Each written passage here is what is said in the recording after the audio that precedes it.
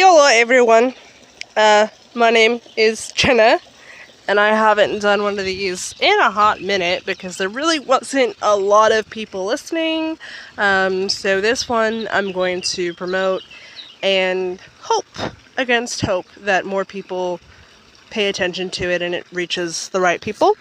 If I haven't mentioned already, my name is Jenna. I'm in a park recording this, and I'm so fucking thankful that that weird lady who just looked so pissed off has walked away, because I read to some people as Hispanic, and I am in fact Jewish, although it did work to my advantage today because I got to pretend I didn't speak English. Anyways, might use that later on. So, we'll jump right in. Sorry, we took a little side note to a side note to a side note. My uncle and older brother are diagnosed with ADHD, and I am not, but I do have many of the symptoms. We just categorized one right now, the topic changing. Most notably, my worst symptom is actually time blindness. I struggle with sensory overload. My impulse control is particularly poor, especially with money. I have racing thoughts and often, as you can see, move from one topic of conversation to the next, often having to explain to people why I thought of something else, and sitting still can be next to impossible sometimes. My family should realize this, because my uncle literally had to tell me to stop fidgeting in church. My grandmother had to tell me to stop shaking my leg in church, because I just could not sit still. I also have been honest about my struggles with alcoholism and abusing prescription sleeping pills. But what if I was to tell you that anxiety, depression, addiction, and ADHD are all related, and hopefully this doesn't violate any guidelines because this is educational. ADHD is due to a dopamine imbalance. The brain of a person with ADHD also shows damage in the neurological pathways and is often prevalent in the prefrontal cortex of the brain. I know I just spoke gibberish. I'm gonna explain. Your brain chemical that gives you feelings of reward and motivation is messed all the way up. That'd be your dopamine. And the part of your brain that deals with time, order, and organization is pretty much scrambled. It's on the fritz, 24/7. Welcome to my world. Being in sober living for 3 years and going to AA and NA meetings, my symptoms are totally commonplace amongst the community of addicts in recovery. It's been studied by scientists that addicts are often people with untreated ADHD who start on a stimulant such as caffeine or nicotine and then progress when they are not receiving the effects they desire to something more intense. The more intense part is open to interpretation. And for those of us diagnosed with schizophrenic type illnesses and bipolar type, such as my crazy little booty, in all honesty, it could be untreated ADHD following sleep deprivation. So, in other words, my symptoms of schizophrenia, bipolar, depression, all that stuff would only act up when I was sleep deprived. And if one chemical in the brain is imbalanced, why would another one be? For me, it's serotonin. I'm a sad little bean. Recently, when I was in a crisis center for my depression, I came across a book by an author named Brittany Duckham that was about herbal remedies. I don't know how you pronounce her last name. Hopefully I remember to link that in the description. In this book, the author claims that your gut produces almost half of the dopamine and serotonin in your body. So what I'd like to give you is knowledge. How do I decrease my anxiety and depression? How do I stimulate my reward center without slamming 4 zero sugar energy drinks, such as Monster, back to back? You know who you are, and your cute little butt is why I wrote this episode, sir. Also, I'm going to dive into how to fall asleep, because that's my biggest struggle. Personally, I can have no caffeine at all and still not sleep. I also will go into like a 2-day plan that involves nutrition, water, exercise. So it will kind of like use all of the things I mentioned. And then I also did create like a Pinterest board that I entitled the ADHD diet that does have a lot of the stuff that I touched on is like mentioned on that Pinterest board. So let's jump back in to the internal, which is your gut health for dopamine and foods that produce it. There are going to be a lot out there, so I'm just touching on the basics, and obviously a Google search will show you more. The Pinterest board I have will show you more. So when I mention these, it's not to say there's only a few of them, it's that I'm basically only mentioning a few of the many. So with dopamine, some dopamine producing foods are chicken, almonds, apples, avocados, bananas, beets, chocolate, green tea, and leafy green vegetables, among other things. It is recommended that you have dark chocolate because it is a much purer form of chocolate, and the processed additives in chocolate are probably not as good for you. For me personally, I'm allergic to soy, so I can't really have that, so I try to lean more into the dark chocolate. And ironically, everything I mentioned is kind of a list of my favorite foods. For serotonin, we all know chocolate, but what else? Eggs, salmon, cheese, pineapple, nuts, and seeds. Again, all of my favorite foods. It's like my body knows. It's interesting to note that there's an overlap. And some foods that increase dopamine also increase serotonin. Like, obviously, we can see there the chocolate. I want to say I might have seen that nuts can increase dopamine. I'm not sure. Don't quote me on it. And let's move on to the actual things that we can do to hack those chemicals. For serotonin, meditation, swimming, exercising, sunlight, I feel like any type of movement would do the trick. And I hate that I'm shamelessly plugging myself this whole episode. I have a playlist on YouTube titled Easy Exercise, and some of it is aerobic dance.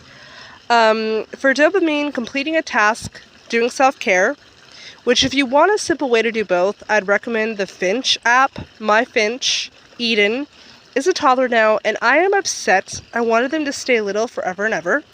And yes, you can name your Finch. What? I did not just say the B word with an F. Anyways, moving on. I chose the name Eden, and my child is non-binary. They say we're best pals. No, I'm sorry. That's my child. Shut up. And I wish this was sponsored. I would be an amazing sponsor for Finch. Okay. Another ironic one for dopamine is eating food, and I say that's ironic because, like, the food produces the dopamine, and eating the food gives you the dopamine. It's kind of like a win-win. But what about what drains dopamine and serotonin? Because if we're trying to cultivate them, we certainly don't want to drain them. That's like trying to drink water out of a strainer. I know the real world is coriander, but I'm not even sure I'm saying that right. So you're not gonna like this. Stress is an obvious one that depletes dopamine and serotonin. Certain medications can do that, sleep deprivation, but also, here's the hard part, low carb and low fat diets. I am so sorry. And that would probably explain why I was pretty sad when I lived with my grandparents, because sometimes they wouldn't even eat potatoes, which is a hate crime to nature itself. So, in other words, if it's a natural carb or a natural fat, just eat it. Moving on to the bane of my existence, sleep. I was taking ashwagandha? I think you know what I'm talking about. I was taking the root powder for my anxiety, and it was not doing anything, really. But it is an anti-inflammatory, so if you're like me, it will do that at least. I also daily take calcium, magnesium, and zinc. It's all three in one horse pill, which are good to calm you, but also help with muscle recovery and immunity.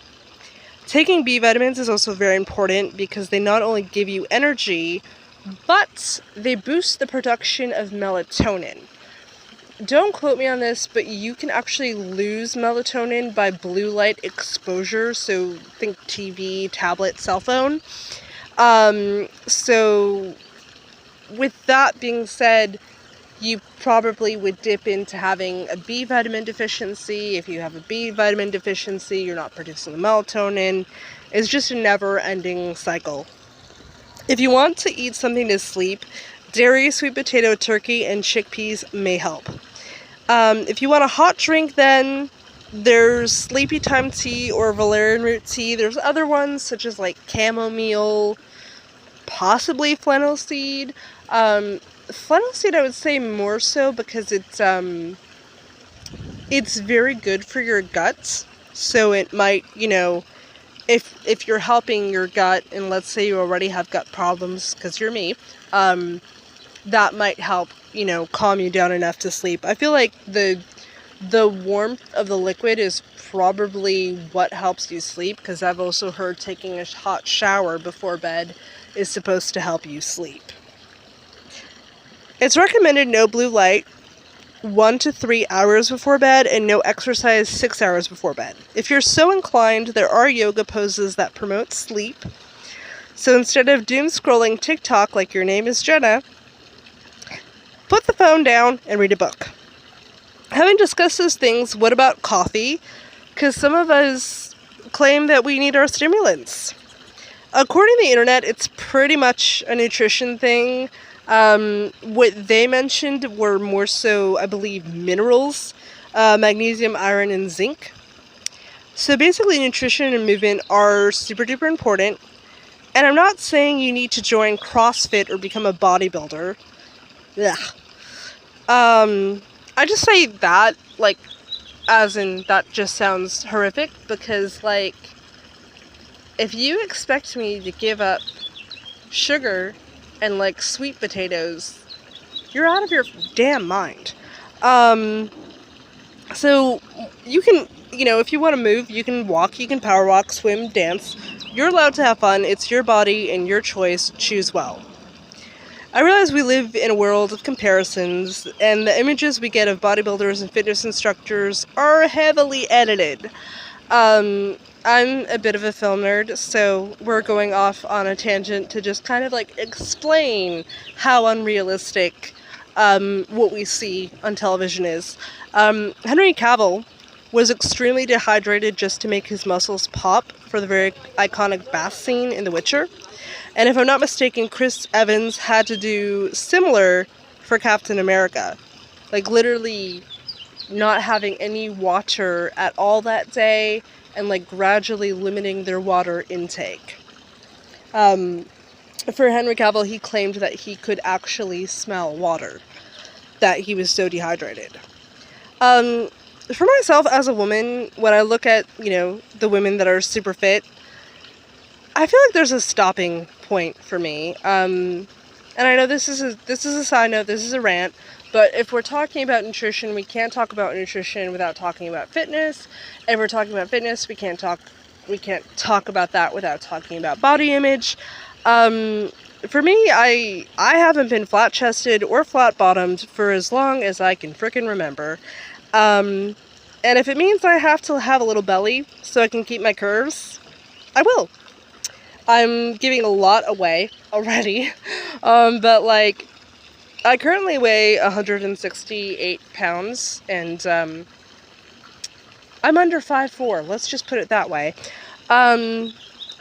So I've lost 22 pounds since the beginning of the year, but with my weight loss journey, I'm going to stop at 140 pounds and sustain the weight of 140 pounds. Because I don't have to be a size 8 again, but I do owe it to myself to be happy and healthy. So let's get into what a routine would be like for an ADHD-er who doesn't want to slam 4 zero sugar energy monsters in a row. I'm sorry. I'm so sorry. Yeah. And if it's not 0 sugar monsters, I know some of you are Red Bulling and 8-hour energy drinking, Mountain Dewing, all the things. I see you. I know what you're doing. You can't hide from me. So, routine. I'm just going to do 2 days of routine to kind of give you an idea. It's going to touch on the nutrition, water, exercise, all of that. Day 1. After you wake up and use the restroom, drink 8 to 10 ounces of water to wake you up and rehydrate you. For breakfast, have 2 to 3 eggs fried in your favorite type of oil. For me, it's either going to be the olive oil or like the coconut oil that's had like the scent and the taste taken out. Chop up an avocado and like add salt and pepper. Trust me. A banana and a cup of green tea. Side note, green tea has so many flavors, and my personal is the passion fruit one because I'm mildly obsessed with passion fruit. After breakfast, take a 10-minute walk. It will promote digestion and help energize and relax you. About 30 minutes before lunch, have a full glass of water. For lunch, have grilled salmon and steamed kale or collard greens. You can do turnip greens. I'm pretty flexible. If it's leafy, if it's green, have it. Spinach? Sure. Adding margarine and or lemon juice on top will make them really yummy if you decided to go the steam route. And I'm pretty sure the same will do if you decide to, sorry for the background noise, mess with spinach. Oh my gosh. For dessert, have a nut-based trail mix if you're not allergic to nuts. And I'm not judging you if you drink a protein smoothie for lunch or apple juice. You deserve a little treat. If you can, walk for 10 minutes after lunch. For dinner, have some tea. It could be chamomile or fennel seed, which, by the way, if you boil fennel seed, which is from the anise plant, it's actually, like, naturally sweet. You don't have to sweeten it.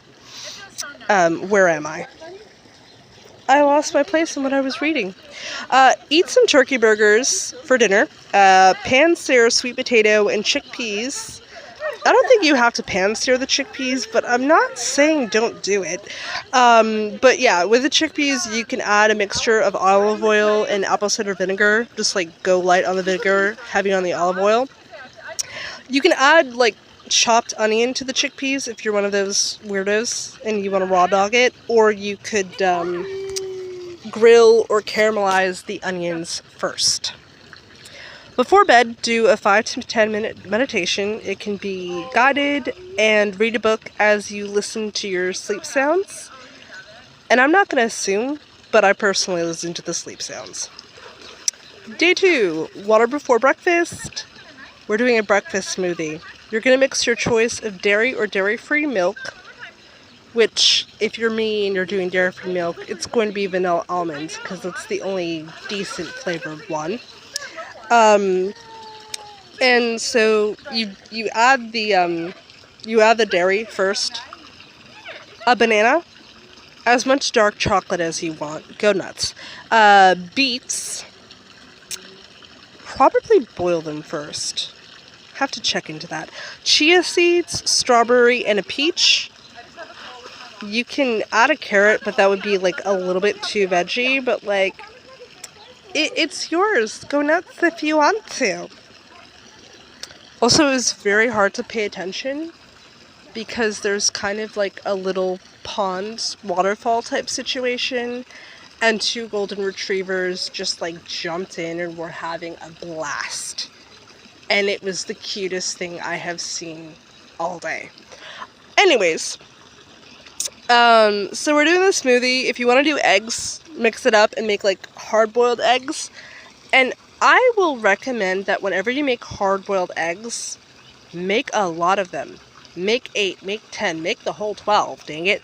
Because you can have them as a snack for later.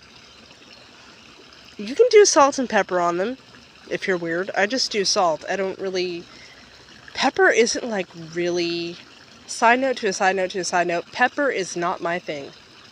I like it on avocado. For some reason, salt, pepper, and avocado is just, But I don't like pepper, mostly crushed peppers. Okay, we're getting way too distracted. 10-minute walk after breakfast. Water before lunch. Lunch is grilled chicken and grilled pineapple with brown rice or quinoa and sauteed asparagus. I am so hungry right now. 10-minute walk after lunch. For dinner, we're doing sliced turkey and mashed potatoes with dairy or dairy-free milk as the drink. Meditate and read, and that's your 2 example days. You can find a lot of this information on Pinterest, as I had said before, shamelessly plugging myself. I actually specifically created a Pinterest board I've called the ADHD Diet that I'll link in the description. And I would just ask that you please stay off my witchcraft boards. That's very personal. And there's only so many, because I didn't know how to organize them. And the funny thing is, like, hopefully I'll have a place of my own soon. Highly doubt it will be a place with a boyfriend. But, my house, my apartment, whatever have you, will be absolutely trashed. But my Pinterest boards will be labeled and organized. So will the photo albums in my phone. So will most of my playlists. I cannot explain why I can organize something digitally, but in real life, I'm just like, no, I won't. No, absolutely not. Anyways, I hope that helps, and if you've learned something, follow, like, share, leave nice comments. If you have a topic you'd like me to discuss, let me know. I really, another side note, another rant, I love natural medicine. I love natural healing, and so I really would love to do another episode about natural medicine and natural healing and fitness and stuff.